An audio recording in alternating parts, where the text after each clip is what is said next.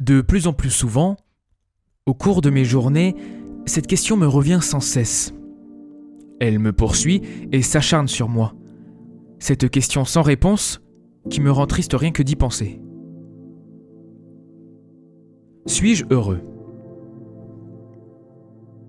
Au moment où j'écris ces lignes, je ne connais pas encore la réponse. Les émotions me font danser jusqu'à ce que ma tête en tourne. Elles vacillent d'un pôle à l'autre, ce sur quoi je n'ai aucun contrôle. Je suis à un point où je ne peux dire si je suis heureux ou non.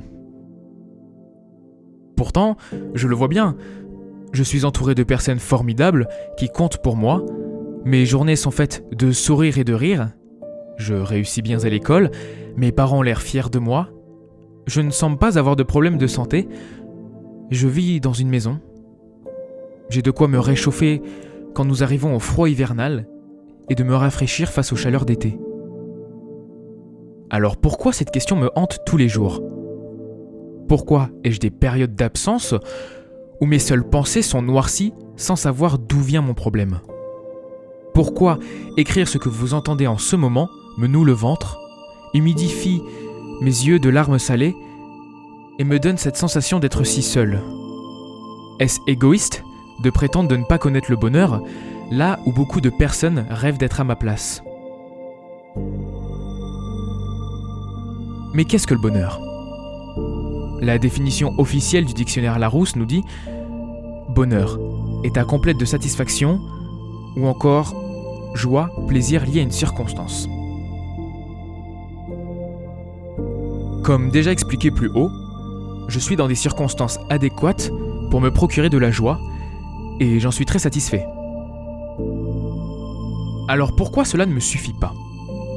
Pourquoi je n'ai pas la certitude d'être heureux ?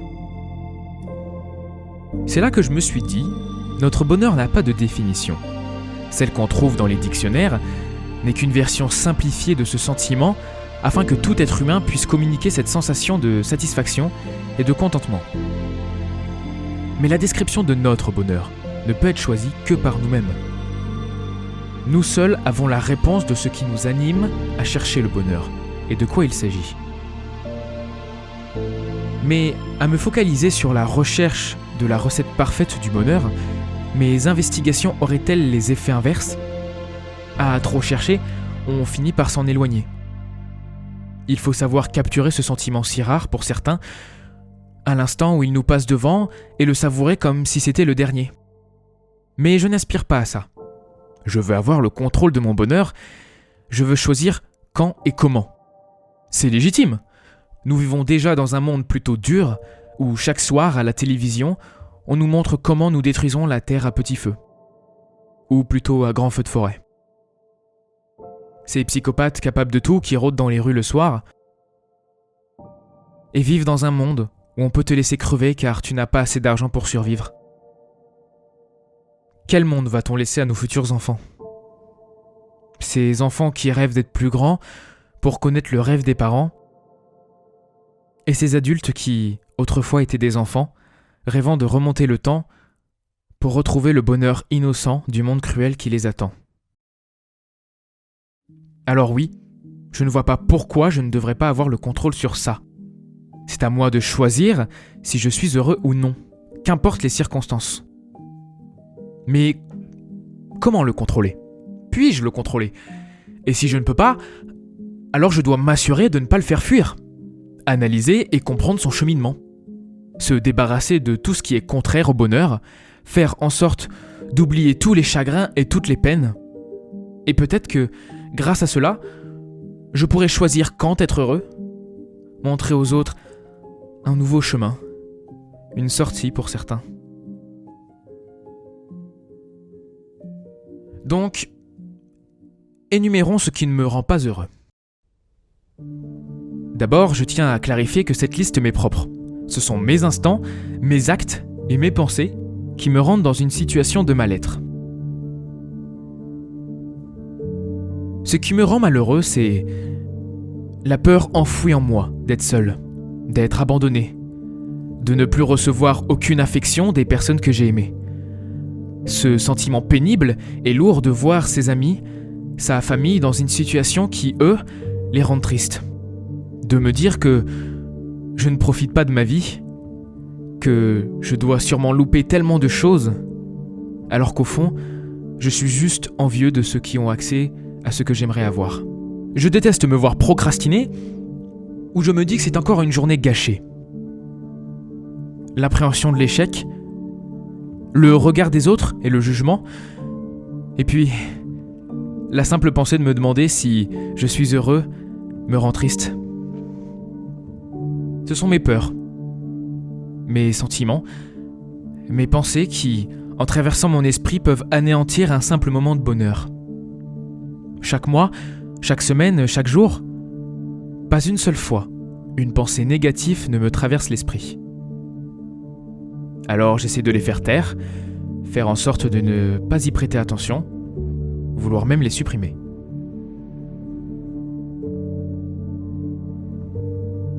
Je pense qu'en étant si désireux de rechercher le bonheur, nous oublions que toutes nos autres émotions sont également essentielles au bon fonctionnement de celle-ci, et que sans elles, la joie n'existerait pas. Pouvons-nous savourer le bonheur si nous ne connaissons pas la tristesse ? Pouvons-nous être heureux si on ne connaît pas le malheur ? Nous ne vivrons heureux qu'après avoir traversé quelque chose de difficile émotionnellement ?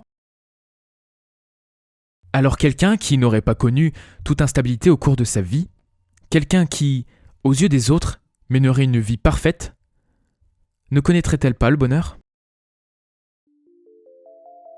Pour cela, j'ai imaginé un exemple de mes propos avec des personnages aux critères exagérés.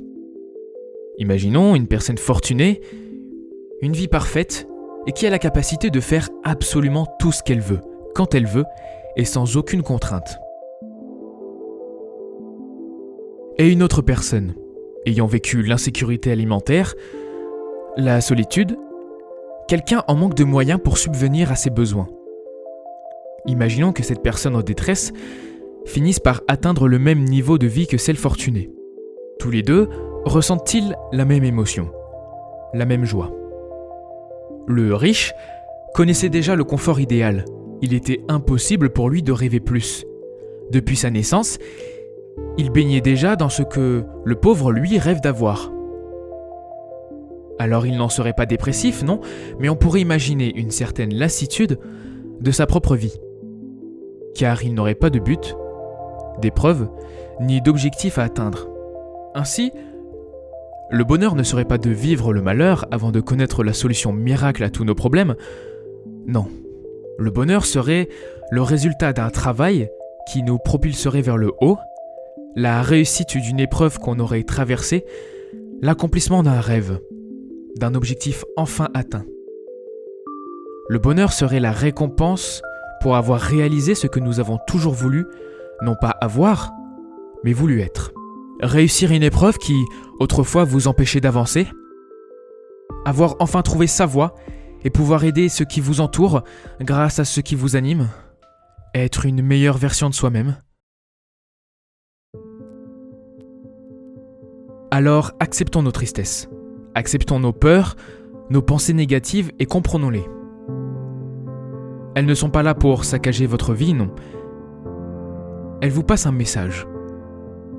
Alors oui, parfois, ça fait mal. Mais cela peut être un moyen de résoudre vos problèmes. Notre corps nous parle, et j'ai mis du temps à le comprendre. Alors au lieu de vouloir les supprimer, les éviter ou bien les cacher, elles nous aident à savoir ce que l'on veut. Et qu'est-ce que je veux ? Qu'est-ce qui me rend heureux ?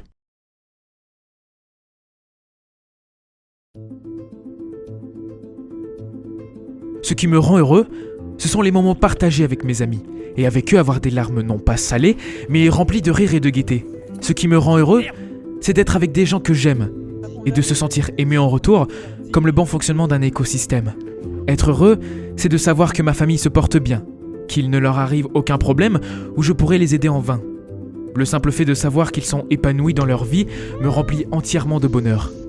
Ce qui me rend heureux, c'est de créer, d'imaginer des mondes par la seule force de ma pensée, écrire des chansons pour des personnes en particulier, de partager avec des amis des moments de rivalité, afin de rendre nos heures perdues en heures qu'on ne regrette pas d'avoir vécues. Vivre chaque jour de nouvelles expériences, essayer de me surpasser pour atteindre le meilleur de moi-même, encore et encore, oser faire des choses que je n'aurais jamais faites, faire des kilomètres et des kilomètres de vélo, juste pour le plaisir de découvrir de nouveaux paysages, sauter d'une hauteur faramineuse pour atterrir dans de l'eau à peine chaude et d'une rivière plutôt vaseuse, escalader des endroits toujours de plus en plus hauts et dangereux, afin de pouvoir ressentir encore plus ce que ça fait d'être vivant, de respirer, de voir et de bouger.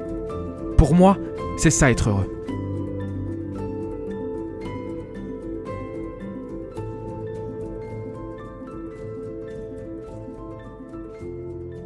Dans le processus d'écriture de cette vidéo, je voulais connaître les différentes perspectives de personnes complètement différentes.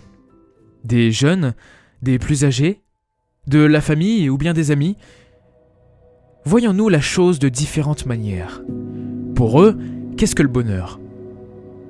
Est-il la seule émotion utile à notre développement ? Le bonheur est quelque chose qui est propre à chaque individu. Rien de matériel, non. C'est un état d'être, une façon de se sentir, comme se sentir léger ou serein. Je vais ressentir une paix en moi. Pour moi, le bonheur, c'est surtout un choix. Je choisis le bonheur. Ça ne veut pas dire vivre dans un monde féerique, non. Quand je ressens cette sérénité, eh bien je le célèbre. Quand je traverse des périodes qui sont plus difficiles, eh bien je choisis de retrouver cette paix intérieure et cela rend ce moment plus léger et crée de la satisfaction de retrouver cet équilibre. Pour moi, je n'ai pas les mots pour décrire le bonheur. C'est un ensemble de plein de choses. Je peux très bien être avec mes amis et vivre ma meilleure vie. Ou bien rester devant mon ordi et ressentir exactement la même chose, alors que je suis tout seul. En fait, le bonheur serait d'arriver à ne rien penser de négatif. À mon avis, le bonheur, c'est comment se sentir bien dans sa peau et s'accepter comme on est. Pouvoir faire preuve de tolérance envers les autres, réaliser nos objectifs personnels dans notre parcours de la vie pour être en harmonie avec soi-même. Est-ce que le bonheur est la seule chose qui contribue au bon fonctionnement de notre vie ? Eh bien non. La vie est faite de hauts et de bas, et c'est grâce à ces bas qu'on ressent la légèreté des hauts, comme une respiration, le moment où on inspire, où le corps s'ouvre et s'élève, et le moment où on expire, et où on se ratatine. Eh bien la vie, c'est ça pour moi. C'est comme une respiration où parfois on se contracte, et où une expansion s'ensuit. On a besoin des deux. Car si on cherche à avoir que de la joie, que du bonheur, eh bien essayez d'inspirer encore et encore, et au bout d'un moment, on ne peut plus tenir. Et nous sommes obligés d'expirer. Pour bien fonctionner, on a besoin des deux. Et que dans tous les cas, tout va pour le mieux. Quand tout va bien, c'est génial.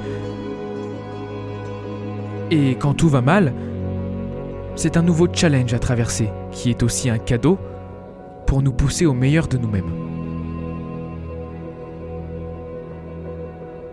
Pour moi, le bonheur n'est pas la seule émotion nécessaire. Les autres émotions comme l'amour ou la mélancolie et la tristesse, par exemple, m'aident à écrire. C'est un moyen d'inspiration, car on a tous besoin d'être triste ou d'avoir de la haine. Et même si on cherche à les fuir, ces sentiments nous aident à extérioriser. Toutes émotions sont positives et nécessaires.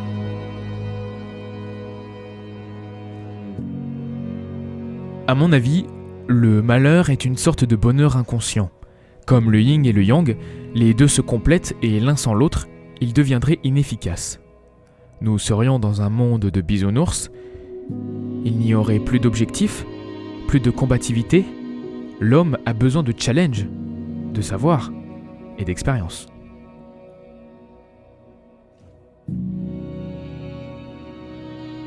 Chaque personne dans le monde, ou peut-être bien dans cet univers, a une vision de bonheur qui leur est propre.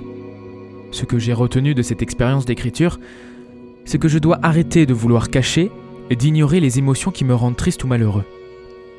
Car si je ne descends pas tout au fond, je ne pourrai jamais remonter.